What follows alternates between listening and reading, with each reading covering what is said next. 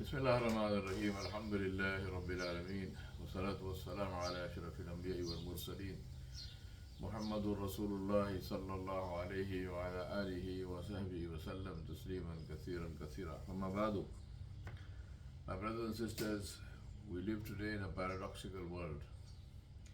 We are knowledgeable about the earth but are burning it up at a pace which is out of control. We are knowledgeable about health, but disease, especially mental illness, is rampant in our society. We collectively have enormous wealth, but its distribution ensures that vast populations are deprived, even starving, while a few live in luxury. We have moved from physical conquest of countries to proxy wars which can provide never-ending return on investment ROI for weapons manufacturers. It is not a war to conquer land, but to achieve macroeconomic goals while making profit for both sides. The devastation of cities and nations is an opportunity for contracts to rebuild, which means more profit. The deaths of civilians is collateral, mourned only by their families. Collateral damage mourned only by their families. The fastest spreading religion in our world is materialism, commercialism, and its presiding deity is money. It runs on the illusion of fiat currency. Its temples are banks, and its high priests are those who manipulate interest rates to enrich and impoverish people and nations at will. In our world, sin is good, greed is virtue, cruelty is nobility, anything that makes money for those in control is good, lying is the biggest talent, and truth is evil. We are living in a stupor, intoxicated in a 3D surround sound theater, wearing virtual reality glasses, and anyone who tries to wake us up to the reality of our lives is brutally silenced so that it becomes a salutary warning for others. We have assets. What we have lost is our moral compass. We are like a very powerful car speeding downhill without brakes. Our speed is exhilarating, but the end is obvious and inevitable if we continue on this path. The rise and fall of civilizations is not based on how much wealth they have, but on how it is used. That depends on their values. Values decide how assets are used. That is destiny, and it is in our own hands. The biggest casualty of this state of affairs in our brave new world is the almost total collapse of credibility. Today we trust nobody, believe nobody, and suspect everybody. Politicians, religious leaders, business heads, teachers, media, doctors, attorneys, parents, spouses, children, elders. We don't believe any of them. We are constantly looking for second opinions in the name of trying to be accurate. The truth is that we do it because we don't believe anyone. Our society feeds us a constant diet of bad news, usually exaggerated. We never hear or think about the enormous good that there is in our world today, despite all that is happening. The result of this is a way of life that is filled with stress and anxiety and depression. You cannot live in a constant state of fear, and its effect shows. There is a solution to all this, and that is to rebuild our faith, to return to the standard that was taught and exemplified by Rasulullah sallallahu alaihi wasallam, a standard of life that was birthed in a society very similar to ours, with similar materialistic motivations. He taught us how to deal with it in practice. His time and life were the pilot project, proof of concept that Islam works. His way, the Sunnah, proves that Islam is not merely a theory, philosophy, or concept, but like judo or aikido, Islam is a practice. Like all practices, it must be practiced if you want to benefit from it. Merely knowing about it or having an academic interest in it or academic discussions is of no use. Allah subhanahu wa ta'ala drew our attention to it and called Rasulullah sallallahu alayhi wasallam, the Prophet Muhammad sallallahu alayhi wasallam, peace and blessings be upon him, and his way, the best choice for anyone who looks forward to meeting Allah subhanahu wa ta'ala and the day of judgment. If we follow it, if we follow him, we will benefit. Allah subhanahu wa ta'ala said, لَقَدْ كَانَ لَكُمْ فِي رَسُولِ اللَّهِ أُسْوَةٌ حَسَنَةٌ لِمَنْ كَانَ يَرْجُو اللَّهَ وَالْيَوْمَ الْآخِرَ وَذَكَرَ اللَّهَ كَثِيرًا. Allah said, surely for you the best example is the example of the Rasul alayhi salam, the Messenger Muhammad sallallahu alayhi wasallam, for the one who looks forward to the meeting with Allah subhanahu wa ta'ala and the day of judgment, and who remembers Allah subhanahu wa ta'ala a great deal. So, do values matter?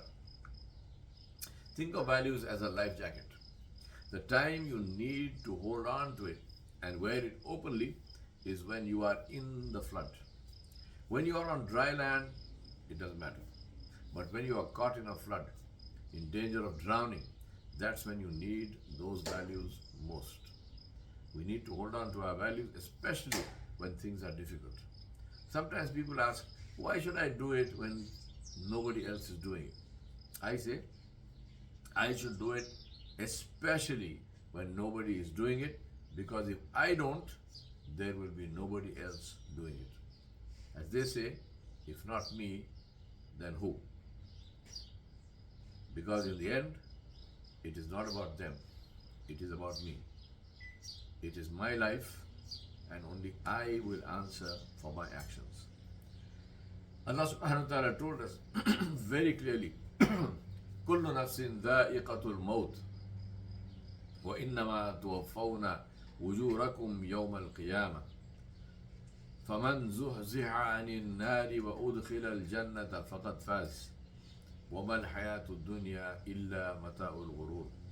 Allah subhanahu wa ta'ala said, every soul will taste death, and you will only receive your full reward on the day of judgment. Whoever is spared from the fire and admitted into Jannah will indeed triumph, whereas the life of this world is no more than delusion of enjoyment. In this Ayatul Karima, Allah subhanahu wa ta'ala mentioned 4 things. That this life is finite and we will all die. Number 2, whatever material we have will be left behind, but how we got it and what we did with it will go with us. That the final reckoning, the reward and punishment is on the day of judgment. No matter who thinks that they got away with murder and worse, will pay the price in full. Nobody gets away. Likewise, for those who seem to lose out for being truthful in this life, they will receive their reward in full on that day. Finally, the criterion of permanent success or failure, which is only the one who is saved from punishment and gets admitted to Jannah will have succeeded. And finally, beware, this life is a deception.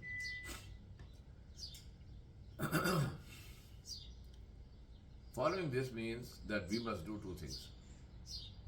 Always keep our focus on the goal, which is Jannah, and know that how matters more than what. How we acquire something matters more than what it is. We must think about all our speech and actions in terms of their effect in this life and the akhirah and the hereafter. It is possible to benefit by lying, but is it a benefit when the result will be punishment in the hereafter? It is possible to rule by oppressing others, but is it worth paying for it on the day of judgment when those you oppressed would ask Allah for justice? A small house acquired without interest, without an interest-paying loan or mortgage, is better than living in a mansion that really belongs to the bank but which you call your own. And in the process, you also acquire the enmity of Allah and His Rasul sallallahu alaihi wasallam. What makes sense? So our speech and actions must never violate Allah subhanahu wa ta'ala's laws or the rights of people. We must factor Allah subhanahu wa ta'ala into our equation because He is in it anyway. He cares, He sees, He hears, He knows. Nothing is hidden from Him in the heavens or the earth. And to Him is our return.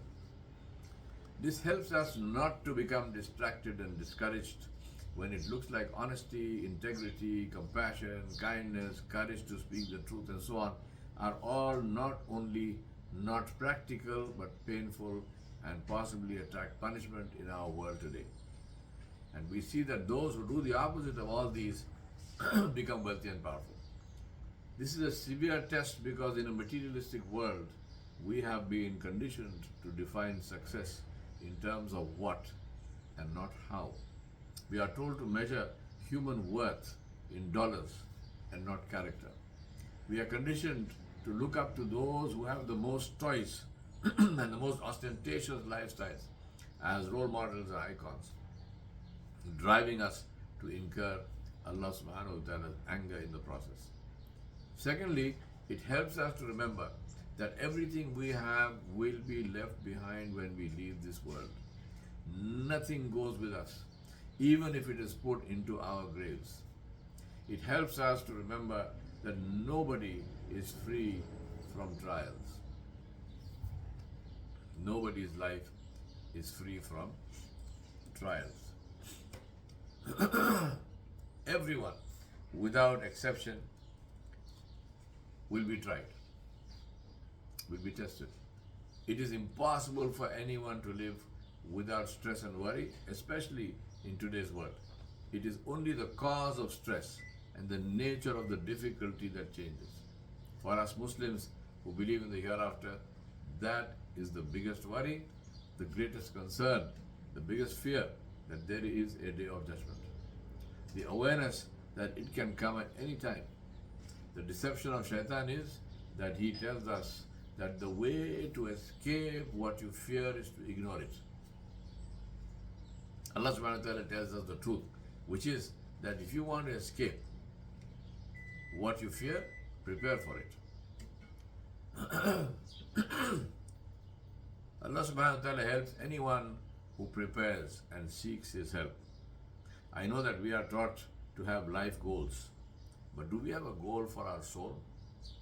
In our materialistic world, we are concerned about our body's weight and shape and BMI and fashion and all the rest of it. But are we concerned about the state of our soul? What does my soul look like? Or the state of our qalb? What does my heart look like?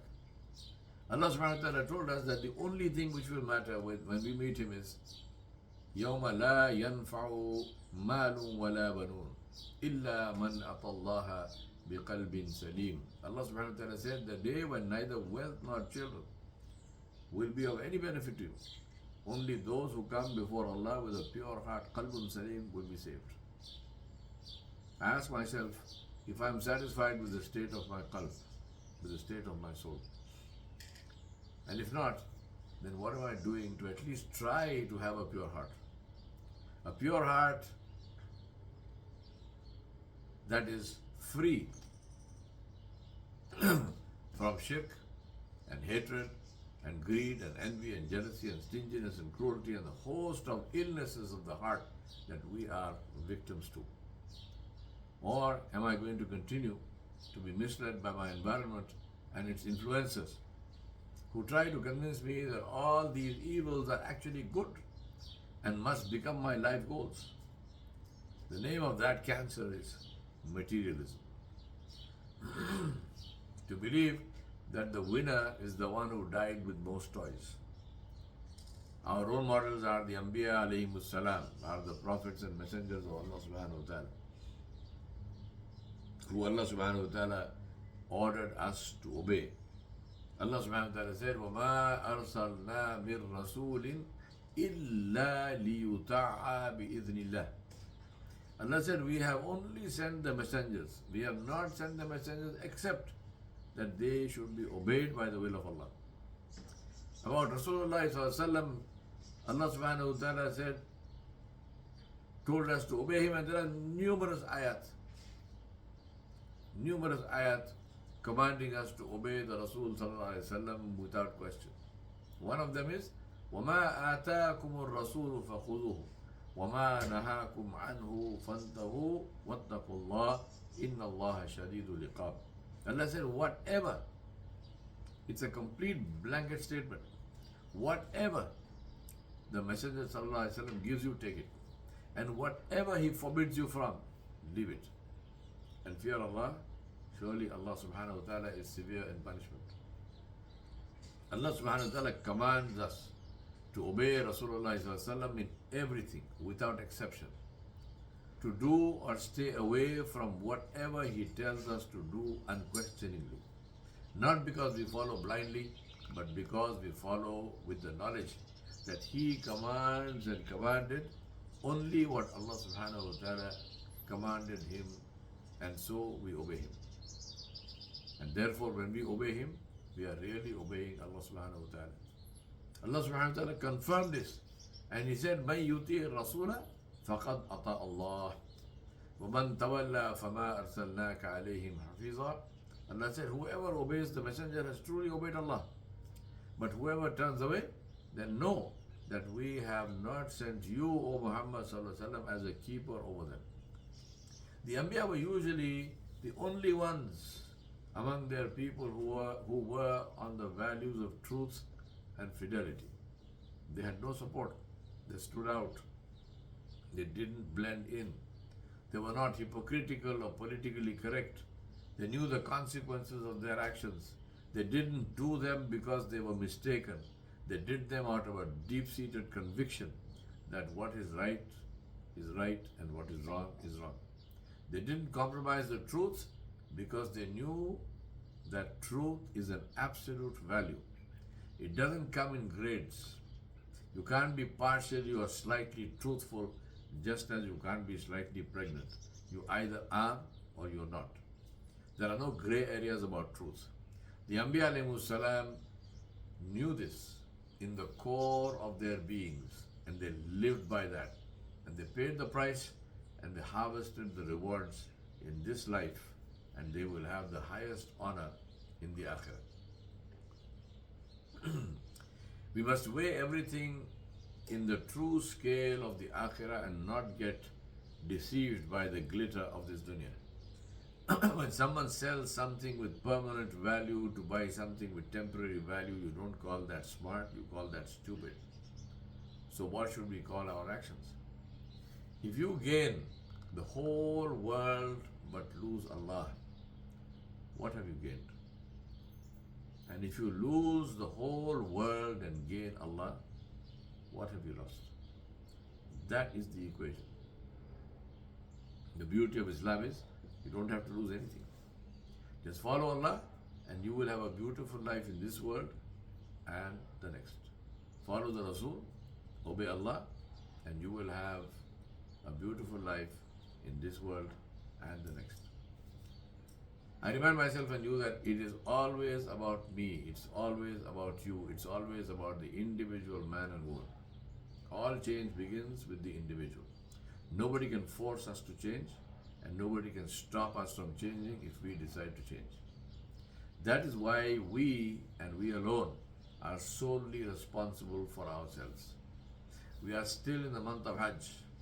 When Ibrahim alayhi salam and his family decided to obey Allah subhanahu wa ta'ala, it was not easy. How easy is it to leave your wife and infant baby in a desert valley and leave, go away, not knowing when or if you will ever see them again? How easy is it to see your husband leaving you and walking away without a backward glance? How easy was it to have a father you were seeing for the first time as a little boy asking you what you thought about the idea of being sacrificed and slaughtered for the sake of Allah? Yet they all submitted. They submitted because they knew who was asking. They had a connection with Him, Jalla Jalaluhu. They knew Him and had the best expectation from Him. Needless to say, Allah subhanahu wa ta'ala never lets you down. He immortalized their actions and made them the manasik, the rituals of the highest form of worship, Hajj. The Hajj is the commemorative story of Ibrahim alayhi salam and his family. Allah subhanahu wa ta'ala made them and their story immortal. I remind myself and you to choose wisely, because our choices are permanent. أقول قولي هذا أستغفر الله لي ولكم ولسائر المسلمين فاستغفروه إنه هو الغفور الرحيم.